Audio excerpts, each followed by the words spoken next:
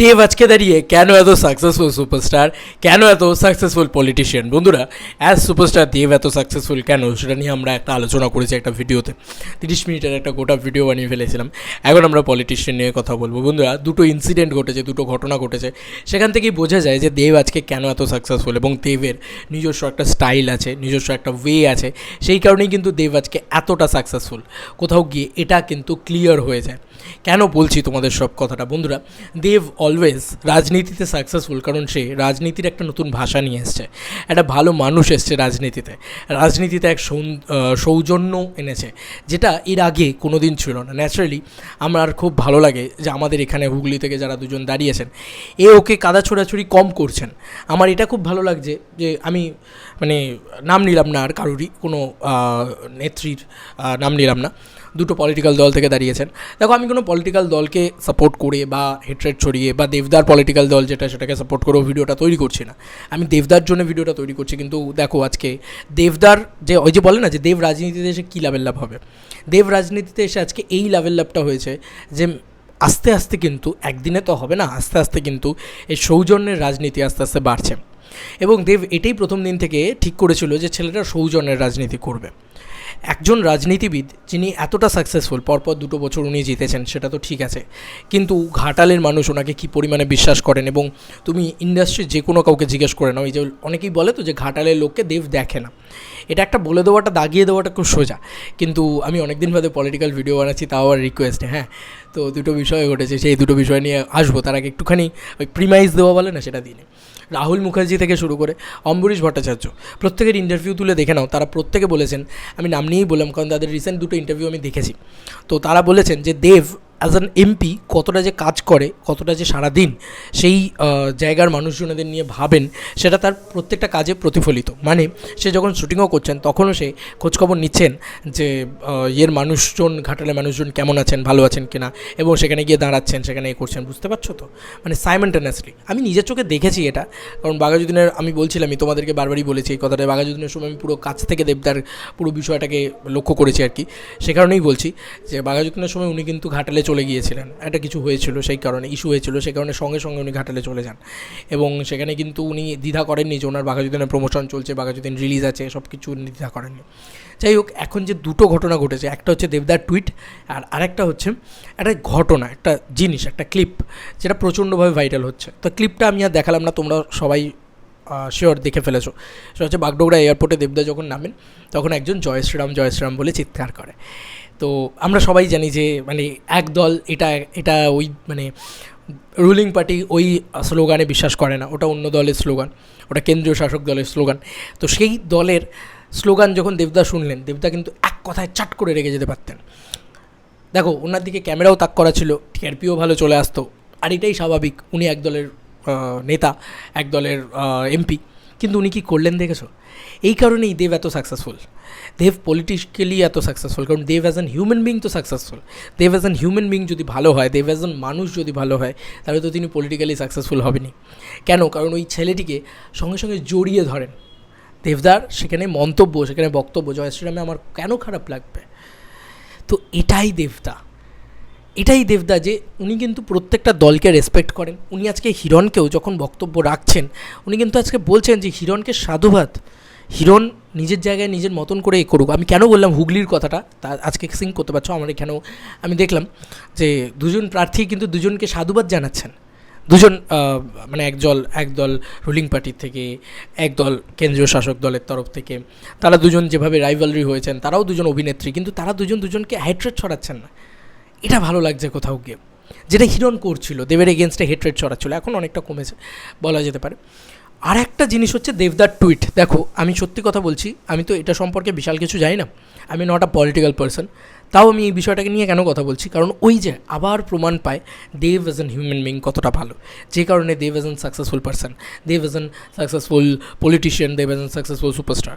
কারণ ওই যে ছেলেটিকে জড়িয়ে ধরলো না, সেই ছেলেটিও অ্যাটলিস্ট মনে করবে যে আমি এই দেবদাকে অপমান করার জন্যে এই মন্তব্যটি করেছিলাম, কিন্তু সেই অপমানটাকে এক দ্বিধায়, কোনো নির্দ্বিধায় যাকে বলে, সেই অপমানটাকে বুকে জড়িয়ে ধরল দেবদা, এবং সেই বুকে জড়িয়ে ধরার দরুন অপমানটা মিশে গেল ভালোবাসায়।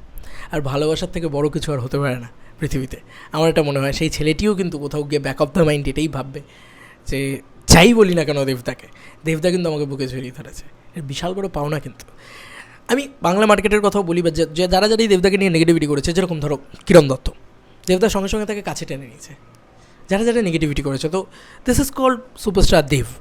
আরেকটা জিনিস দেবদার টুইট করেছে, এই জিনিসটাও দেবদার একটা জিনিসকে করে। যাই হোক, অমিত মালভিয়া সে একটা জিনিস পোস্ট করে আর কি, আমি পুরো কনটেক্সটের বিষয়টা জানি না, কিন্তু আমি শুধু ভালো মানসিকতার পরিচয় দিই।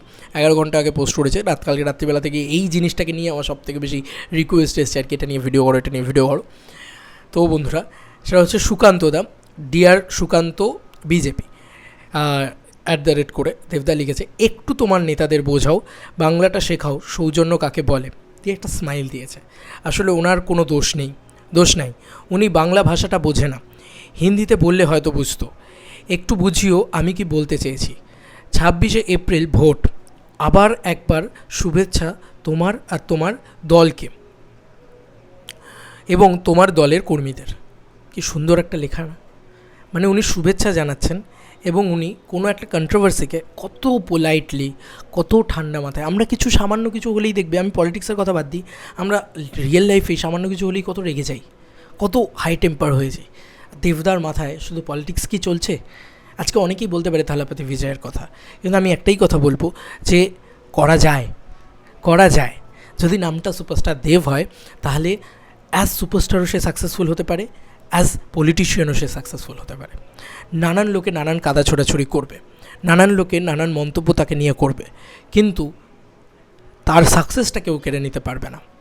কারণ কারণ সেই যে মানুষটি দেবদাকে গালাগালি করছেন, সেই মানুষটি যেদিন দেবদাকে এস পলিটিশিয়ান সামনে থেকে দেখবেন, সেদিন ফ্যান হয়ে যাবেন, ফিদা হয়ে যাবেন, বলবেন হ্যাঁ, এরকম একটা মানুষের পলিটিক্সে দরকার। দেখো, আমি খুব ন্যাচারালি পলিটিক্স নিয়ে খুব বেশি কথা বলি না, কিন্তু যতটুকু বলেছিলাম সেই সময়, দেবদার সময়, যে দেব একজন পার্সন যার পলিটিক্সে থাকা উচিত, দেবের মতন মানুষের। আজকে তার উপকারিতাটা তোমরা মানে ফিল করতে পারছো তো। আজকে ঘাটাল মাস্টার প্ল্যান হচ্ছে, এবং এই সৌজন্যতা যে দেবদা কিন্তু চাইলেই এটাকে নিয়ে বিশাল ইস্যু করতে পারতেন, বিশাল মিডিয়ার করতে পারতেন, যেটাই রাজনীতির ভাষা। তো দেবদা রাজনীতিকে এক অন্য ভাষা দিলেন, সেটা সৌজন্য। কি লিখলেন? যে একটু তোমার নেতাদের বোঝাও, বাংলাটা শেখাও, সৌজন্য কাকে বলে। কি শান্ত, কি পোলাইট, কি ঠান্ডা একটা, কোনো লড়াই নেই এতে, কোনো ইগো নেই এতে, একদম ঘরের ছেলে, মাটির মানুষ। তো এটাই আজকে যে কোনো র্যালি, যে কোনো পশ্চিমবঙ্গের যে কোনো জায়গায় দেব যখন নামে, সেখানে গিয়ে সেই জায়গাটা জাস্ট কী বলবো, স্টেডিয়াম হয়ে যায়। লোকে পাগলের মতন মানে অপেক্ষা করে থাকে। অনেকেই বলবে এরা তো কেউ পলিটিক্যাল দর্শক না, এরা মানে সুপারস্টার দেবের দর্শক। ঠিক আছে, সুপারস্টার দেবের দর্শক, কিন্তু অ্যাজ পলিটিশিয়ানও দেবকে অনেকেই রেসপেক্ট করে। হয়তো অনেকে বলে এই কথাটা, আমি জানি না কেন বলে, যে দেব অ্যাজ পলিটিশিয়ানের থেকে দেবের সুপারস্টারই ভালো। কিন্তু আমার মনে হয় যে সুপারস্টার, পলিটিশিয়ান, সব দিক থেকে দেবদা is a great human being. আর যদি একজন হিউম্যান বিং হিসেবে একজন ভালো হয়, তাহলে সে পলিটিশিয়ান হিসেবেও ভালো, আমার এটা কোথাও গিয়ে মনে হয়। এবং সে এক অদ্ভুত পলিটিশিয়ান। আমার দেখা, আমার জীবনের শ্রেষ্ঠ পলিটিশিয়ান যদি কেউ হয়ে থাকে, সেটা দেবদা। এই কারণেই হয়তো দেবদা আজকে পলিটিক্সে এতটা সাকসেসফুল। এই যে সৌজন্য, এই যে জয় শ্রীরাম বলাকে কোলে টেনে নেওয়া। তুমি বলো তো, তুমি একজন রুলিং পার্টির এমপি হয়ে এতটা দিনের ধরে তোমার সেই ইয়েটা হোল্ড করে, মানে তুমি সেই অধিকারটাকে হোল্ড করে, তুমি এটাকে অ্যাকসেপ্ট করতে পারতে না, কিন্তু অনেকেই কিন্তু পারেনি। যাই হোক, এটা একটা নতুন টেকনিক বলা যেতে পারে, যে এইভাবে একটু চটিয়ে দেওয়া যেতে পারে নেতাকে। তো দেবদা কিন্তু একটু চটে গেলেন না, কি অদ্ভুত ব্যাপার না? যাই হোক, এটাই মানুষটার একটা অপূর্ব নজির, যে মানুষটা কত ভালো মানুষ। যাই হোক, আর বেশি কিছু বলার নেই, অনেকটা বড় হয়েছে ভিডিওটা। তোমাদের আর কি মতামত? অ্যাজ পলিটিশিয়ান দেবদা কতটা কি পরিচয় দিলেন এই দুটো বক্তব্য থেকে, জানিও প্লিজ কমেন্ট সেকশানে। এবং দেব পলিটিক্সে আসার দরুন কিন্তু খুব সুন্দর সুন্দর কথা পলিটিক্সে এসছে, যে সত্যি কথাগুলো হয়তো মেবি কোনো পলিটিশিয়ান বলতো না। দেব রাজনীতিতে এসে দেব বলে যে উপরতলার মানুষ সবাই ঠিক আছে, নিচের তলার মানুষ আপনারা মারামারি করছেন দুটো দলের ভিতরে। দেব সেই উপরতলার মানুষটা, যে উপরতলার মারামারিটাকেও মানে উপরতলার মানুষটা যে ঠিক আছে সে নিচের তলা অবধি পৌঁছে দিল এবং নিচের তলার মানুষদের মারামারিটাকে বন্ধ করে দিল। এবং দেব অ্যাজ অ্যান এমপি, দেবকে দেখে অনেকে শেখে যে কীভাবে কথা বলতে হবে, কিভাবে অ্যাটাক না করেও কথা বলা যায়। কি অদ্ভুত ব্যাপার না? এর আগে আমরা অ্যাটাক করে কথা বলাটাকেই একটা ট্রেন্ড হিসেবে ধরতাম। এখন দেব এসে নতুন ট্রেড সেট করেছে যে না, পলিটিক্স মানে অ্যাটাক করে কথা বলা নয়। দেখবে অনেকটা কিন্তু পাল্টেছে, চিত্রটা কিন্তু অনেকটা পাল্টেছে। আস্তে আস্তে আমার মনে হয় গোটা চিত্রটা পাল্টাবে এবং এই কারণেই দেবকে দরকার। কারণ অ্যাকচুয়ালি একটা ভালো মানুষ গোটা সিস্টেমটার যে প্রবলেমগুলো রয়েছে সেগুলোকে ঠিক করতে পারে। একদিনে হবে না। আজকে তুমি সন্দেশকালী নিয়ে কথা বলছো, আজকে তুমি এটা নিয়ে কথা বলছো, কেন দেব কথা বলছো না কেন? আরে ভাই, একদিনে একটা মানুষ সব কিছু করতে পারবে না। ওয়েট ফর ইট, আস্তে আস্তে আস্তে আস্তে হবে। তবে এইটুকু আমি বলতে পারি যে জাস্টিস, অনেস্টি এগুলো ঠিক হবে। মানে অনেস্ট মানুষ কোনো দিন হারতে পারে না। তুমি ঘাটালের লোকজন দেখেছো তো কী পরিমাণে দেবের সাকসেস, চোখ বন্ধ করে সবাই জানে দেব জিতবে। আর একটা কথা, সেটা হচ্ছে যে দেবের অনেস্টি দেবকে জেতাবে, দেবের এই ভালো মানসিকতা দেবকে জেতাবে। কারণ প্রত্যেকটা জায়গায় গিয়ে দেবের এই ব্যবহার দেবকে জেতাবে। দেব কোনো সভাতে তো আমি বলতে শুনিনি যে অন্যের কি খারাপ দিক রয়েছে। আমার কি ভালো লাগে জানো, আমি যদি কোনো জিনিসকে বিক্রি করতে চাই, আমি এটা কেন বলবো? মানে আমি ধরো প্রমোশন করতেই এসছি, কিন্তু আমার দোকানের মাল ভালো এই কথাটা বোঝাতে গিয়ে আমি কেন পাশের দোকানের মাল খারাপ এটা কথাটা বলতে যাব? খারাপ তো খারাপ, লোকে বুঝে নেবে ভাই, লোকে ব্রেনলেস নাকি? তো দেবদা এটা যে আজকে বিজেপির কী কী খারাপ রয়েছে সেগুলোকে হাইলাইট করছে না তৃণমূলকে ভালো দেখানোর জন্য। সে কী করছে?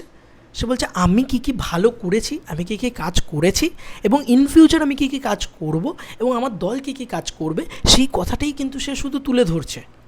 সে এর বাইরে বলছে না যে এমা এই খারাপ কাজ করেছে, এর মতন খারাপ কাজ আমরা করব না, আমাদেরকে ভোট দাও, এদের থেকে বেটার কিছু নিয়ে আসবো না। আমরা কি করেছি, কি করব, ব্যাস আমার কথা শেষ। এবার আপনি কি বলছে দেবদা যে আপনারা শিক্ষিত, আপনারা যথেষ্ট বুদ্ধিমান, আপনারা জানেন কাকে ভোট দিতে হবে।